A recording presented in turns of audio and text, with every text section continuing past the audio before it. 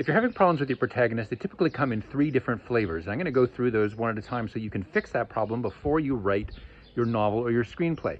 Now, part of overcoming this problem is planning in advance. I actually have a story planning guide that you can download for free. Just write story planning guide, please, down below, and I'll send that to you right away. The thing you need to know about a protagonist that shapes what could be the problem with them is that they are the core active element in your story. And that means first and foremost that they need to be the one who is leading the struggle to solve the core conflict of your story. Now, that can be a single protagonist or it can be a collective protagonist, but whether it's one or multiple, they need to be the ones who are trying to change the world and fix the problem that is causing them to have a story in the first place. And if they're not, then what ends up happening is that other characters will step in and take their place because somebody needs to be doing something, and you'll end up with a passive protagonist. And passive protagonists are boring and uninteresting, and nobody wants to go on a journey with them.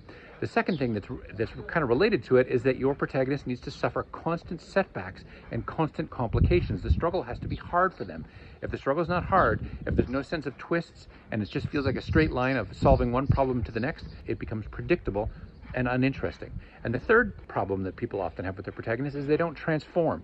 And a protagonist needs to transform in one of 2 ways. They either need to transform themselves and the world, or they need to transform the world. And if there's no transformation that happens, and it's not a tragedy, and so they transform into failure as opposed to transforming into success and changing the world and changing themselves in the process, people feel let down by the protagonist and dissatisfied with the outcome of the story. You can be satisfied with a tragedy where the protagonist fails. Oedipus Rex has survived as a story since ancient Greek times, even though it ends terribly for the central protagonist, because there is a sense in which the truth of the story is realized in the failure of the protagonist.